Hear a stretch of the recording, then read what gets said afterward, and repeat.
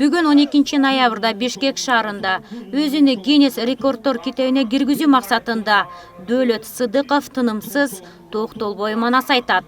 Манасчыны колдогон эл таңерте манас деп уран чакырып, Борбордук аянтта атайы салынган айнек боз үйдү көздөй бет алышты.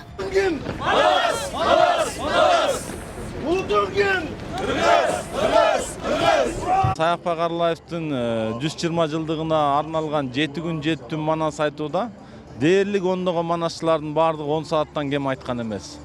Ошондуктан жеке мен үчүн бул жаңылык деле эмес, бирок жалпы эл үчүн 10 сааттан ашык айтуу чоң жаңылык болуп, чоң майрамга айланып олтурат. Балким Көкөтөйдүн аштына чейин эле болуп калышы мүмкүн. Балким Тайторго чейин барышы мүмкүн.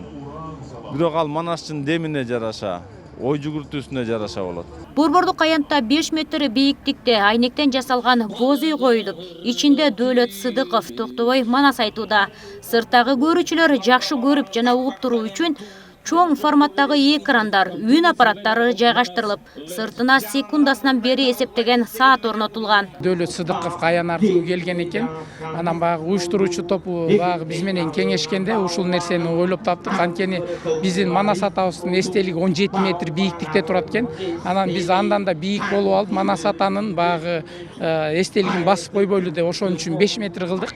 Анан багы боз үйдү дагы айнектен заказ берилип, айнектен жасалды. Боз үй дагы муну деген багы жалпы журт эл келген эл багы ушу пандемияга байланыштуу болуп атканына караганда багы элдер ушул жерден көрүп турсун деп атайын ушундай уюштурулду. Маалымат туризм министрлигинен колдоо көрсөтүлдү. Национальный гвардиянын жетекчиликтери массалык маалымат каражаттарынын баардыгы бизге багы келип өзүнүн салымын кошуп жатышат. Анан бул жерге эмне үчүн жетекчилер келген жок деген да суроо болушу мүмкүн. Анан багы бул нерсенин баарын багы Манасты саясатташтырылбай эле саясатка аралаштырбайлы деген үчүн багы Олимпиянын чемпиону болгон Гиннестерге каттаган ушул багы Канибек Усманалиев гана бата берсин деген чечим кабыл алынган. Бул самалыкта Гиннес рекордуна кирүү үчүн манасчы Дөөлөт Сыдыков оозунан нар албай, суу ичпей, токтобой манас айтуусу тийиш. Анын ден соолугу, кан басымы медицина кызматкерлери тарабынан дыккат текшерилгенин, мүнөзү да кыргыз пейил, жан дүйнөсү кыргыз, нукура тамактанган жолдошу Дөөлөт Сыдыков тууралуу башкы режиссер жубайы Ырыс Окенова төмөндөгүлөргө токтолуп өттү. Дөөлөт 12 жашында манас айтып баштаган. Аян алып, түш көрүп манас айтып калыптыр. Ошондо биринчи ушу кайнатам жолун ачкан экен да. Кайнатам да өзү багы манасчы болуп, бирок согуштан кийинки кыйын учурларга туш келип калып, жашоо турмуш жал кездеги.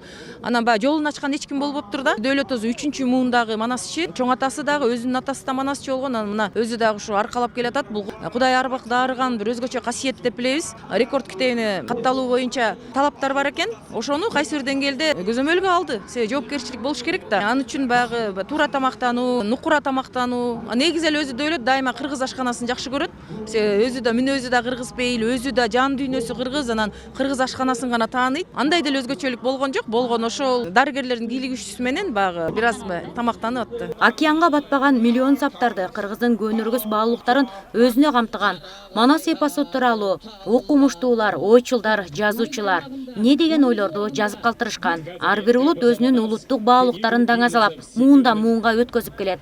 Бир эле кыргыз элине таандык уникалдуу касиет бул манас айтуу. Убагында 7 күн, 7 түн манасты айтып келишкен. Бул касиетти Гиннес рекордуна каттата албай эмне болуп турбуз деген оюн билдирди коомдук ишмер уюштуруучу Элнура Кулуева. На якуттар 4 саат 20 секунд көмөкөй менен ырдап катталып атат. А эмне үчүн биз ушул 24 саат 7 күн 7 түн айткан манасыбызды Гиннес рекордтор китебине каттата албайбыз? Биз ошондуктан өзүбүздүн улуттук өзгөчөлүгүбүздү даңазалоо менен даңазалоо ретиндеги аракетибиз болуп атат да. Эң бир кызыктуу нерсеси манасчылык өнөр боюнча аларда талап жок экен да. Аларда мисалы тамак аш боюнча мындай нерсе менен даярдалышы керек деген талаптар бар да. Же болбосо спортсмен 5 мүнөт момундай нормада, момундай чекте аткарыш керек да. Анан манасчылык өнөр алар үчүн деле таң болуп атат да. Кандай нерсени талап кое алышат.